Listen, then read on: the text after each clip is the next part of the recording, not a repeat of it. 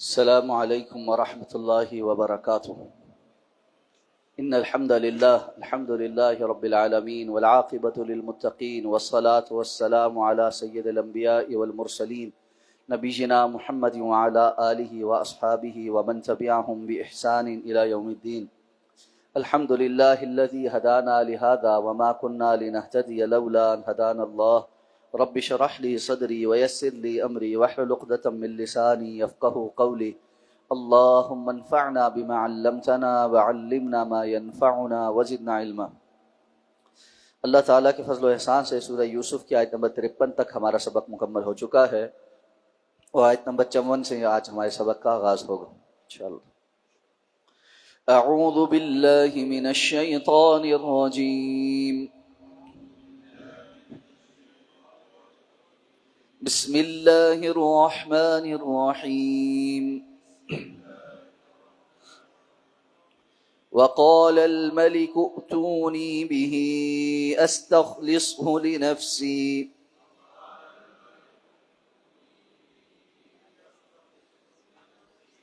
فلما كلمه قال إنك اليوم لدينا مكين أمين.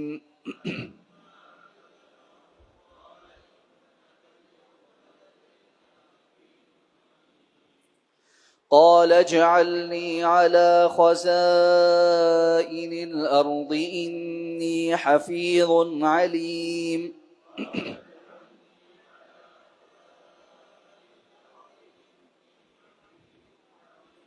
وكذلك مكنا ليوسف في الأرض يتبوأ منها حيث يشاء نصيب برحمتنا من نشاء ولا نضيع أجر المحسنين.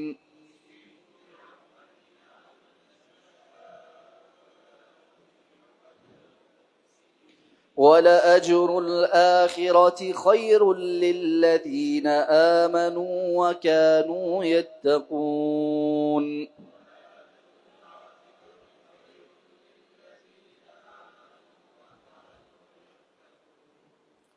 وَقَالَ الْمَلِكُ ائْتُونِي بِهِ، اور بادشاہ نے کہا کہ اسے میرے پاس لاؤ.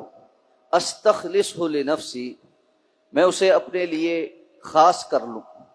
فلما کلمہ، پھر جب اس نے اس سے بات کی، قال انک الیوم لدینا مکین امین، تو اس نے کہا کہ یقیناً تو آج ہمارے پاس بڑا اقتدار والا اور امانت دار ہے. قال اجعلنی علی خزائن الارض، تو اس نے کہا کہ مجھے اس زمین کے خزانوں پر مقرر کر دیں. انی حفیظ علیم، یقیناً میں پوری طرح حفاظت کرنے والا اور خوب جاننے والا ہوں. وَكَذَلِكَ مَكَّنَّا لِيُوسُفَ فِي الْأَرْضِ، اور اس طرح ہم نے اس زمین میں یوسف کو اقتدار عطا فرمایا. يَتَبَوَّأُ مِنْهَا حَيْثُ يَشَاءُ، اس میں سے جہاں چاہتا جگہ پکڑتا. نُصِيبُ بِرَحْمَتِنَا مَن نَّشَاءُ، ہم اپنی رحمت جس کو چاہتے ہیں پہنچا دیتے ہیں. وَلَا نُضِيعُ أَجْرَ الْمُحْسِنِينَ، اور نیکی کرنے والوں کا اجر ضائع نہیں کرتے. وَلَأَجْرُ الْآخِرَةِ خَيْرٌ، اور یقیناً آخرت کا اجر ان لوگوں کے لیے زیادہ بہتر ہے. للذین آمنوا، وہ جو ایمان لائے، وکانوا یتقون، اور جو ہمیشہ سے ڈرتے رہے. اب جب سارا منظر واضح ہو گیا اور ان خواتین نے بھی اور عزیز مصر کی بیوی نے بھی یوسف علیہ السلام پر جو تہمت لگائی تھی اس کی حقیقت بیان کر کے اعتراف جرم کر لیا، تو اب بادشاہ نے حضرت یوسف علیہ السلام کی شرط پوری ہونے پر کہا کہ اب ان کو بلاؤ میرے پاس. تو جیل سے حضرت یوسف علیہ السلام کو باعزت بری کر کے پورے پروٹوکول کے ساتھ بادشاہ کے دربار میں پہنچایا گیا. اور پورے منظر نامے سے یہ بات نظر آتی ہے کہ باقاعدہ ایک پروٹوکول، ایک ان کا عزت اکرام کا خیال کر کے اور ایک خصوصی حیثیت کے ساتھ حضرت یوسف علیہ السلام وہاں پہنچے. اب وہ دن کہ جس دن بھائیوں نے ان کو کنویں میں ڈالا تھا یوسف علیہ السلام جسمانی اعتبار سے بھی کمزور تھے، مادی اعتبار سے بھی کمزور تھے۔ پھر وہ وقت جب قافلے والوں نے ان کو غلام بنا کر بیچ دیا، پھر غلامی کی زندگی، پھر زندگی کا ایک طویل وقت اس گھر کے اندر مختلف چیزیں سیکھتے، پھر تہمت، پھر جیل، اور جیل کے اندر طویل ایک مدت، یہ سارے وقت حضرت یوسف علیہ السلام پر گزرے، لیکن ان کا اللہ پر ایمان، بھروسہ اور توکل کبھی بھی متاثر نہیں۔ تو مومن پر مختلف احوال آتے ہیں، اور یقیناً انبیاء کرام سب سے زیادہ اس دنیا کے اندر آزمائے جاتے ہیں۔ رسول اللہ صلی اللہ علیہ وسلم نے فرمایا کہ سب سے زیادہ جو آزمائش آتی ہے وہ انبیاء پر آتی ہے، پھر جو جتنا انبیاء کے راستے پر ہوتا ہے اس کی اتنی آزمائش ہوتی ہے۔ تو آزمائش کا ہونا یہ بذات خود مسئلہ نہیں، بلکہ آزمائش میں انسان کا رد عمل، اصل یہ بات قابل توجہ ہے۔ تو یوسف علیہ السلام کی ساری آزمائش میں کسی جگہ بھی ہمیں بے صبری نظر نہیں آتی، شکوہ نظر نہیں آتا، ہر ممکنہ طور پر اللہ کی اطاعت اور فرما برداری، اور جیسے بھی حالات ہوں ان میں اللہ کا پیغام دوسروں تک پہنچاتے رہنا، یہ ایک مسلسل عمل ہے جو یہاں تک لے کر آیا ہے کہ وہ وقت آ گیا جب اللہ تعالیٰ نے ان کو دنیا کے اندر عزتوں سے سرفراز کرنا شروع کیا۔ اب پروٹوکول کے ساتھ بادشاہ کے دربار پہنچے ہیں تو اس نے پہلے ہی کہا ہے استخلصہ لنفسی، یہ بندہ تو اس قابل ہے کہ میں ان کو اپنا مشیر خاص، عام بھی نہیں، بالکل اسپیشل ایڈوائزر جو ہوتا ہے نا، جس کو جو ہمہ وقت بادشاہ کے ساتھ ہوتا ہے، چھوٹے بڑے معاملات میں وہ جو ہے نا رائے دیتا ہے، اور در حقیقت اگر آپ سمجھیں تو صاحب اقتدار جو ہوتا ہے نا وہ تو صرف کرسی پہ بیٹھا ہوتا ہے، جو پلاننگ کرنے والا ہوتا ہے، جس کا فیصلہ چل رہا ہوتا ہے، جس کی رائے چل رہی ہوتی ہے، وہ یہ مشیر خاص ہی ہوتا ہے۔ تو انہوں نے کہا کہ جی، اس نے کہا استخلصہ لنفسی۔ اب جب آئے تو فلما کلمہ، ساری بات چیت کی تو ان کے سامنے واضح کیا کہ بھائی اب آپ کا وہ آزمائش کا دور ختم، انک الیوم لدینا مکین امین، آج سے آپ ہمارے پاس قوت فیصلہ، اقتدار بھی رکھتے ہیں، اور ہمیں آپ کی امانت داری پہ بھی بھروسہ ہے۔ اب جب یہ آفر ہو گئی تو یوسف علیہ السلام نے بلا وجہ کی کسر نفسی سے کام نہیں لیا۔ یہاں یہ بات سمجھنے کی، ہم میں سے بہت سارے لوگوں نے تقویٰ کا یہ معنی اور مفہوم سمجھا ہے کہ جب کوئی ذمہ داری قابلیت کی بنیاد پر دی جانے لگے تو نہیں جی نہیں میں تو اس قابل ہوں، جی نہیں جی نہیں جی رہنے دی، یہ طریقہ کار نہیں اسلام۔ اگر اسلام کا یہ طریقہ کار ہوتا تو انبیاء نے دین کیسے نافذ کرنا تھا، اور اللہ کا دین کیسے نافذ ہوگا جب دیندار لوگ سارے کسر نفسی سے کام لے لے کر گھر بیٹھ کے صرف سجدے کرنے، تسبیحاں پھیرنے دین سمجھ لیں گے، تو پھر دنیا کے معاملات میں کیا ہوگا؟ پھر تو ملحد قسم کے اور فاسق اور فاجر قسم کے لوگ آگے آ کر وہی کچھ کریں گے جو کچھ ہو رہا۔ تو یہ کسر نفسی نہیں ہے کہ انسان کو اللہ تعالیٰ ایک مقام اور مرتبہ عطا فرمائے اور اس میں وہ خیر سمیٹ سکتا ہو اور خیر بانٹ سکتا ہو، اور وہ کہے جی نہیں یہ تو دنیاوی معاملات ہیں، میں تو ان کے اندر نہیں پڑتا، میں تو بس اللہ اللہ کرنے والا بندہ ہوں۔ اسلام کے اندر دین اور دنیا کی کوئی تقسیم نہیں، یہ دو علیحدہ چیزیں نہیں ہیں۔ ہمارا مسئلہ یہ ہے کہ یہ جو فرینچ ریولوشن جس بنیاد پر کھڑا کیا گیا تھا کہ کلیسا کو چرچ کے اندر اس تک محدود کرو، پوپ جو ہے اس کا کام صرف دین سکھانا ہے، اور دنیا کے معاملات میں ہم آزاد ہیں، اور وہ جو بڑا مشہور ایک مقولہ اس وقت جو مشہور ہوا تھا کہ جو پوپ کو دینا ہے وہ پوپ کو دو، اور جو سیزر کو دینا ہے وہ سیزر کو دو۔ جولیٹ سیزر جو تھا، جو ان کا قرآن تھا کہ جی حکمرانی کے تقاضے اور ہیں اور اس کے معاملات اور ہیں، اور جو دین کے تقاضے ہیں وہ اور ہیں۔ ٹھیک ہے، اتوار کے اتوار جاؤ چرچ جاؤ، پریئر شیئر کرو، مولوی کا کام ہے وہ آپ کے گناہ شنا ایک کمرے میں بیٹھ کے سن لیا کرے، بپتسمہ کرے، آپ کے گناہ شنا صاف پاک کر دیا کرے، کوئی صدقہ اس کو دینا ہے وہ دو۔ باقی دنیا میں حلال حرام، اللہ کا قانون نافذ ہونا، یہ چیزیں یہ نہیں ہمارا کام، یہ اس کا مولوی سے کوئی تعلق نہیں۔ یہی سوچ پروان چڑھتی جب ہمارے ہاں مختلف ممالک کالونیز بنے تو ان کے اندر بھی انہوں نے رائج کی، اور نتیجتاً انگریز تو چلا گیا، لیکن جو کالے گورے ہمارے پاس چھوڑ کر گیا، کالے صاحب ہمارے پاس چھوڑ کر گیا، جو چمڑی تو ہماری جیسی رکھتے ہیں لیکن دماغ اور تربیت ان کی ساری وہ ولی ہے، منہ ٹیڑھا کر کے انگریزی بولنے کو ہی وہ سٹیٹس سمجھتے ہیں۔ انہوں نے اسی چیز کو برقرار رکھا ہے کہ دین جو ہے اس کا کام یہ ہے کہ بس مولوی جو ہے وہ مسیتڑ ہو اور مسجد میں نمازیں شمازیں پڑھاتا رہے، باقی دنیا کے اصول دنیا دار لوگوں کے ہیں۔ اور اس کو بھی یہ سکھایا گیا ہے کہ بھائی تم نے بس اللہ اللہ کرنا ہے۔ جیسے ہی کوئی یہ بات ہونے لگے کہ جی کوئی دیندار لوگوں کو آگے آنا چاہیے، ان کو دنیا کے علوم بھی پڑھنے چاہیے، ان کو سیکھنا چاہیے، آگے دنیا کو لیڈ کرنا چاہیے، تو ہمارے مدارس میں ایسے بند ذہن لوگ بیٹھے ہیں جو طلبہ کو یہ کہتے ہیں تم دنیا دار ہوگے۔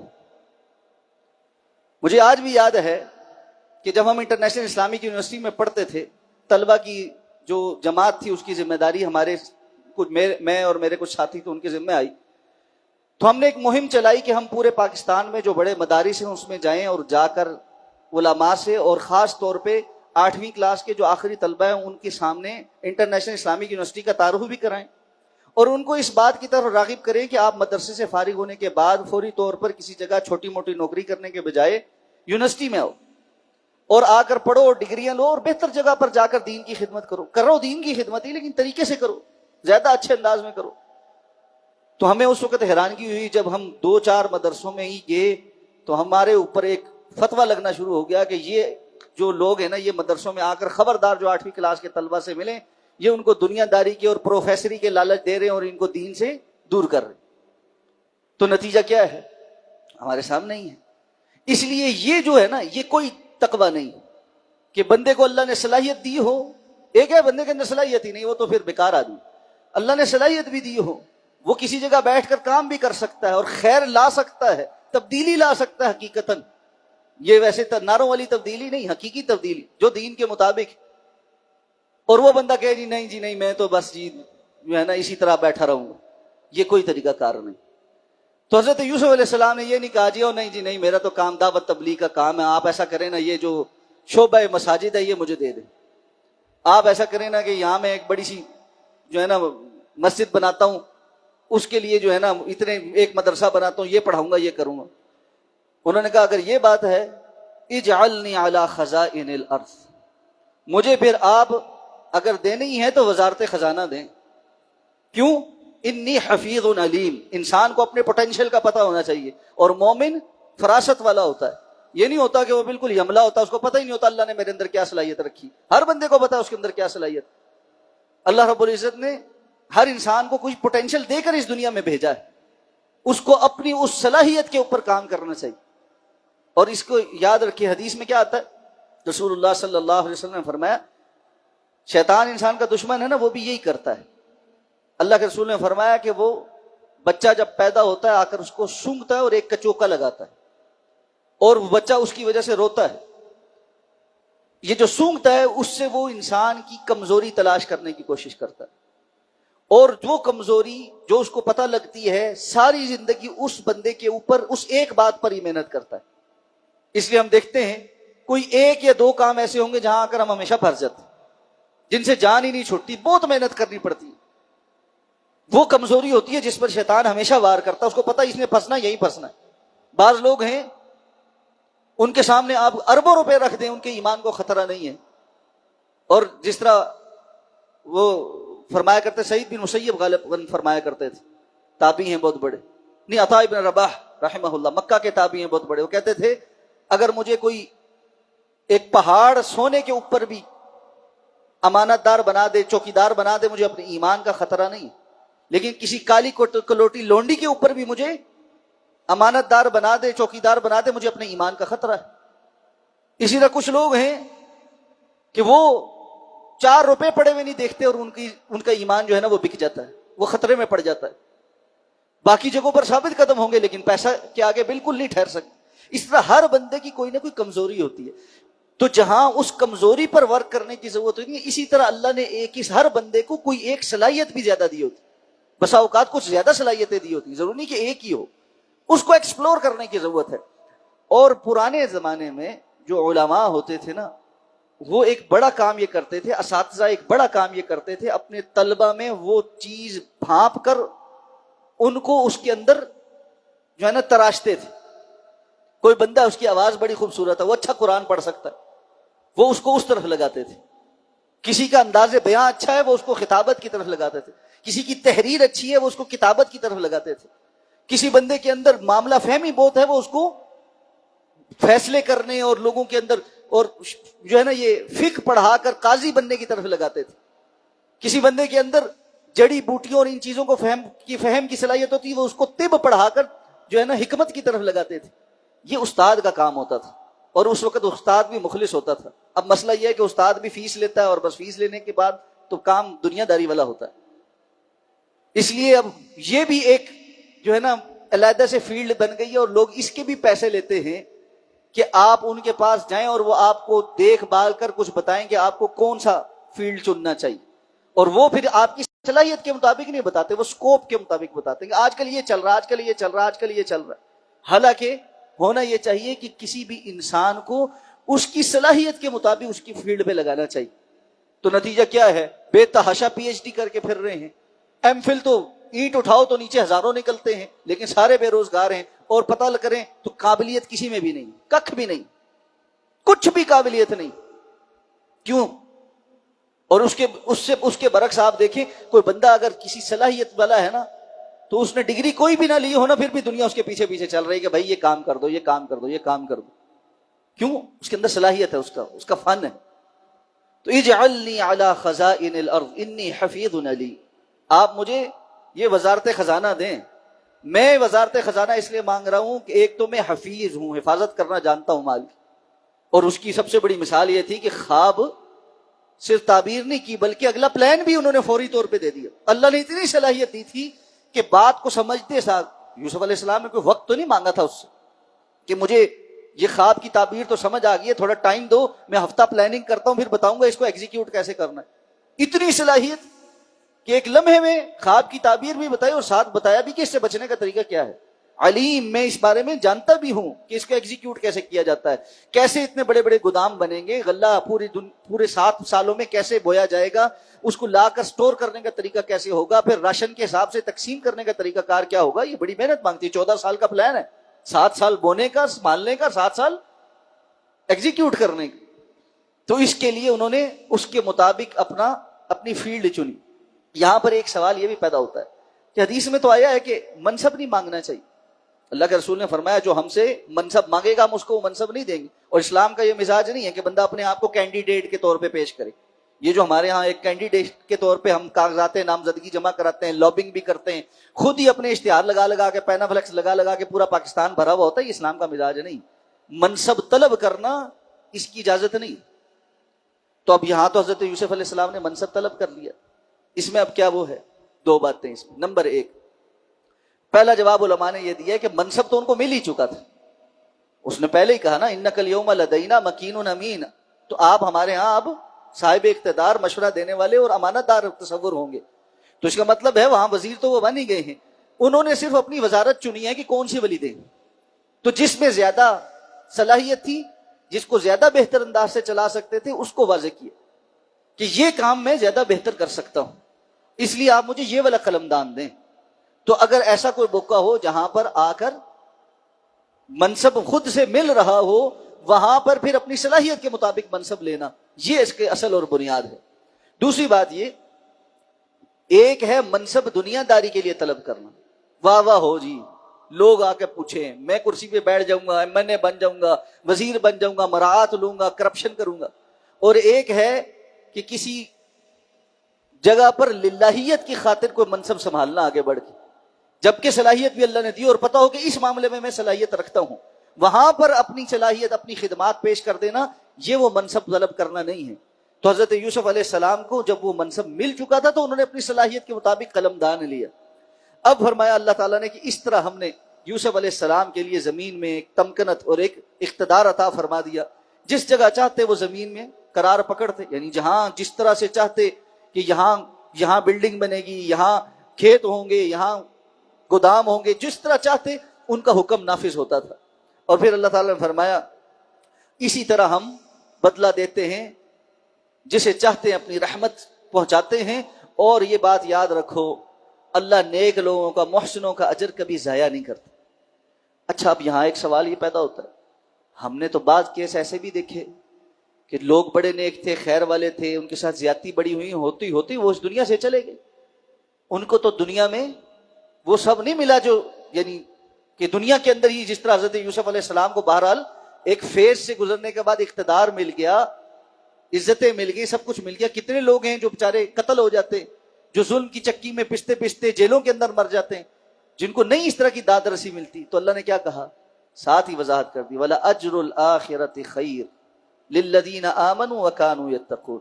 یاد رکھو اصل خیر والا اجر تو آخرت کا اجر ہے، لیکن ہے کن کے لیے؟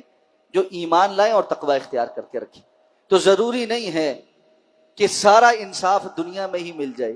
اس واقعے سے کوئی لازمی یہ بات نہ پکڑ لے کہ ہر کسی کو دنیا کے اندر ہی سب کچھ واپس ملے گا. بسا اوقات نہیں بھی ہوتا.